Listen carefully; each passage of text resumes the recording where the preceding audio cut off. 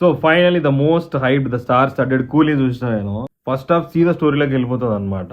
రజనీకాంత్ గారి ఎంట్రీ ఉంటుంది, obviously background music తో ఖతర్నాక్ ఉంటుంది. అండ్ మన నాగమామ ఎంట్రీ ఉంటుంది. భయ్ అబ్బా అబ్బా అబ్బా Simon he is the one అన్నాడు. ఏమని ఉంటాడు, ఆ స్టైలిష్ ఉంటాడు భయ్, వేరే లెవెల్ స్క్రీన్ ప్రెసెన్స్ అసలు. అయితే శోభిన్ షార్ ఎంట్రీ కూడా ఉంటుంది. ఆయన పర్ఫార్మెన్స్ అయితే మ్యాడ్ ఎక్కించేసి పోయింది. ఫస్ట్ హాఫ్ మంచిగా పోతుంటది, ఖతర్నాక్ బ్లాక్స్ ఉంటాయి, ఫైట్స్ ఉంటాయి, మంచిగా ఉంటుంది. ఇంటర్వెల్ అయితే ట్విస్ట్ ఖతర్నాక్ ఉంటుంది. అండ్ ఈ లెవెల్లో మొత్తం హైప్ లో పెడతాడు అనమాట ఇంటర్వెల్.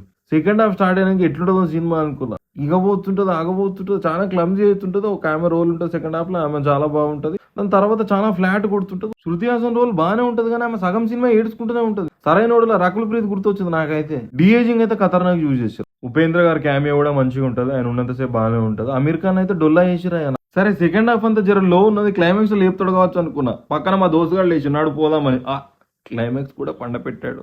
మతలబ్ కొంచెం విషయం వీకున్నప్పుడే పబ్లిసిటీ పీక్స్ ఉంటుంది అంటే ఏందో అనుకున్నా. నిజమే, అది తోపు తురుమని నేను చెప్పలేను. Just an average watch.